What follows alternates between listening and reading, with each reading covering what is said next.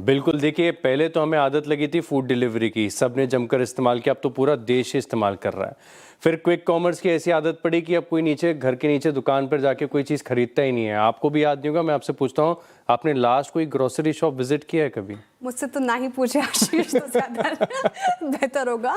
मैं मेरा ब्लिंकिट कोई कॉमर्स स्पेसेस में सबसे बड़ा योगदान होगा। हाँ, तो ऐसा सबका ही है। अब ऐसी एक और आदत पड़ने वाली है, ये अपनी सर्विसेज को आउटसोर्स करने के लिए। अब हैरत की बात है कि मैं डेटा देख रहा था, लोग अनार छीलने के लिए ऐसी सर्विसेज बुक कर रहे हैं, सब्जियां छीलने की ऐसी बुक कर रहे हैं, सफाई करने के लिए। अच्छा, कहीं छुट्टियों पे जाना है तो आपकी पैकिंग होनी है, अब पैकिंग में समय लगेगा, आप आउटसोर्स कर लीजिए, घंटे के हिसाब से आपकी पैकिंग पूरी कर देंगे, आपको अपना शेल्फ लगाना है वो हो जाएगा। अच्छा, छुट्टियों से लौट गए, उसके बाद आपको अनपैकिंग भी करनी पड़ेगी, वो भी हो जाएगा।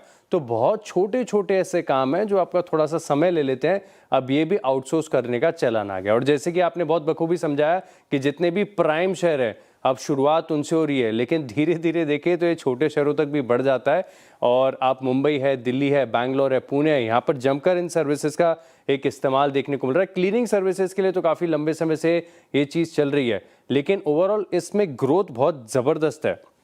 अब दरअसल अगर आप देखें तो मैंने सारे कामकाज आपको बता दी कि कैसे इसे आउटसोर्स किया जाता है। अब इसकी थोड़ी सी ग्रोथ पर फोकस करते हैं, सीरियस बात पर आते हैं। अब आप देखिए पिछले 6 से 7 महीने में इन कंपनीज ने किस प्रकार की ग्रोथ ली है।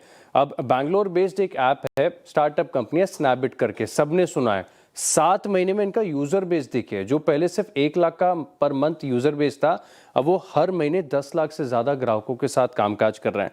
ये तो स्नैपबिट की कहानी है, लेकिन लिस्टेड में भी आपके पास मौका है। अर्बन कंपनी की बात करते हैं, अगस्त 2025 में इनका मंथली यूजर बेस था, ये जो इंस्टा हेल्प सर्विस है जिसकी हम बात कर रहे हैं, यानी बुक करके आपने अनार छील लिए, बुक करके आपने पैकिंग कर ली, अनपैकिंग करा ली, मंथली 4,68,000 के आसपास के कस्टमर थे।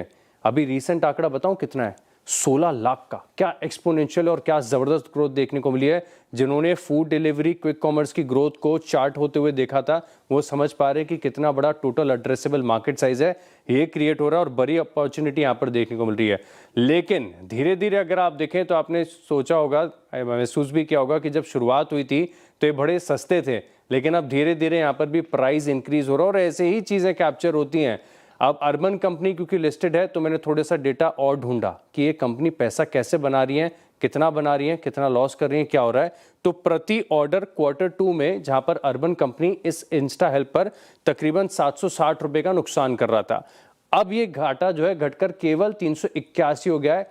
आगे जाकर इसमें और इंप्रूवमेंट आपको देखने को मिलेगा। कारण ये है कि कंपनी ये भी कह रही है Q3 FY28 से ये एबिटा ब्रेक इवन कर जाएंगे, यानी ये अपने आप में बहुत बड़ी अपॉर्चुनिटी यहाँ पर देखने को मिल सकती है। और जितना भी टोटल एड्रेसेबल मार्केट साइज है, इसका 42% एक कैप्चर कर लेंगे। तो बहुत इंटरेस्टिंग ट्रेंड है।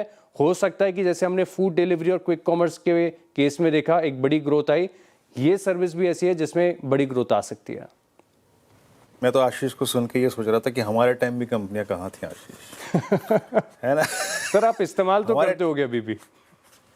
नहीं, अब तो बहुत ऑर्गेनाइज्ड हैं हम, है ना। अब आदमी शादीशुदा आदमी तो ऑर्गेनाइज्ड होता है ना।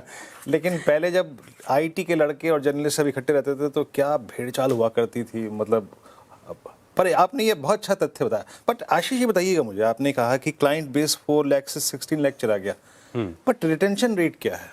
मैं ये जानना चाहता हूँ। हाँ, मैं जैसे मान लीजिए जस्ट मैं बता रहा हूँ आपको रीजनिंग क्या है। क्योंकि मैंने अर्बन क्लैब से मान लीजिए एक हेयर कट के लिए या फिर मसाज के लिए किसी को बुलाया, मैंने खुद से कॉन्टेक्ट कर लिया, अगली बार से मैं खुद उसे खुद बुला रहा हूँ।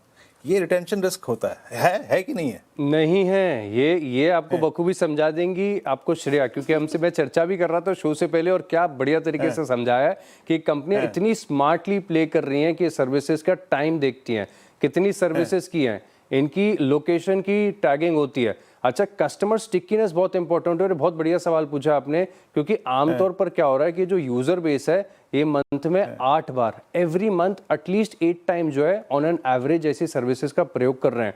तो ये जो हेयर कट वाली चीज़ है वो तो अर्बन कंपनी है, लेकिन ये इंस्टा 1 घंटे के अंदर सारा काम करा लिया। अच्छा, श्रेया ये भी बता रही थी कि आपके पास विकल्प ये भी बचता है कि आप 1 घंटे के लिए बुला लो और जो 1 घंटे में काम हो सकते हैं सारे करा लो। और बता देंगे कि कैसे ये जो रिटेंशन की जो रिस्क है इसे मैनेज करती है। बिल्कुल, क्योंकि अच्छा।